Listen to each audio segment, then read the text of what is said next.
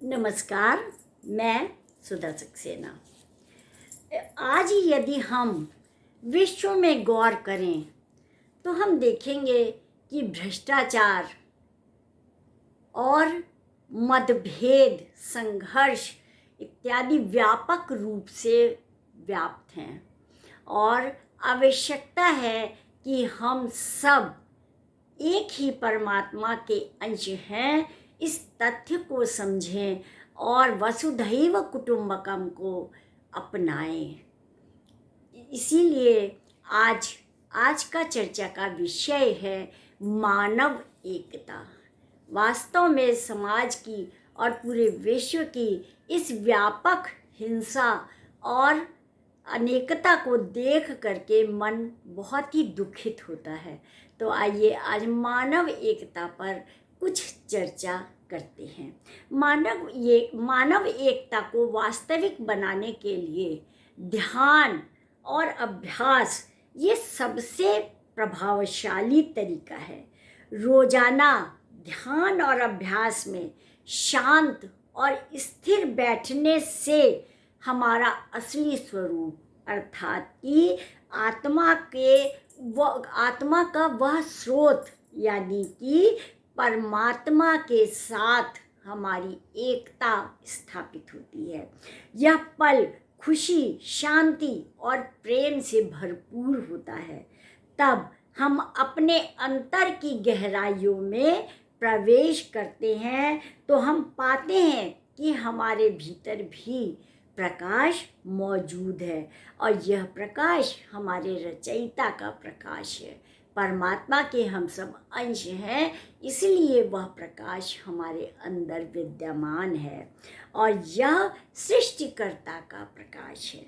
इस अंतर्मुख अनुभव से ही हमें भी यह एहसास होता है कि जो प्रकाश हमारे भीतर मौजूद है वह प्रकाश उसी प्रकार का प्रकाश हर जीव में, दूसरे जीव में भी मौजूद होगा। हम सभी जब उस प्रकाश को देखने लग जाते हैं तब हमें दूसरों से अलग करने वाले, उनसे दूर करने वाले सभी भेदभाव मिट जाते हैं और तब हम दूसरों के बालों, आँखों और त्वचा इत्यादि के रंग की ओर ध्यान नहीं देते बल्कि उस आत्म प्रकाश की ओर ध्यान देते हैं, उस जीव की ओर ध्यान देते हैं कि हम सब एक ही पिता की संतान हैं। हम यह भी नहीं देखते कि लोग कैसे कपड़े पहनते हैं या फिर कैसा बोलते हैं। यह सब तो बाहरी रूप है जो कि हमें इस भौतिक जगत से प्राप्त हुआ है। वास्तविकता वह नहीं है। वह तो सबको एक दिन मृत्यु में जाना है, मृत्यु होकर के पुनः रूप बदल कर आना है, लेकिन आत्मा कभी नहीं बदलती। वह जो चैतन्य तत्व है वो सदैव वैसा ही रहता है और बाकी यह शरीर अलग अलग आवरणों में ढक करके प्रत्येक इंसान को खूबसूरत ऊपर से बना देता है, लेकिन वास्तविकता यह है कि अंदर से सभी खूबसूरत हैं, सब में ही वह चैतन्य जीव है और आवश्यकता है हमें उस चैतन्यता को समझने की, उसे प्रकटित करने की, उसे प्रस्फुटित करने की, उसका विस्तार करने की हमें आवश्यकता है। तभी हम मानव एकता को समझ सकते हैं। जिस प्रकार बिजली अलग अलग आकारों और आकृतियों के बल्ब और लैंप आदि में प्रवाहित होती है, किंतु उसके प्रकाश की चमक जो वही रहती है और एक बल्ब टूटने पर दूसरा लगा दो तो पुनः वह जल जाता है। मतलब यह है कि विद्युत प्रवाह जारी रहता है। ये शरीर रूपी बल्ब हमारा जो है ये फूटता है और यही समझने की बात है कि वह चैतन्य तत्व समस्त जीव में, समस्त प्राणियों में निरंतर बह रहा है, निरंतर प्रवाहित हो रहा है, जो हम सबको एक दूसरे से संयुक्त करता है। यह सभी जानवर, पशु पक्षियों इत्यादि सब में विद्यमान है।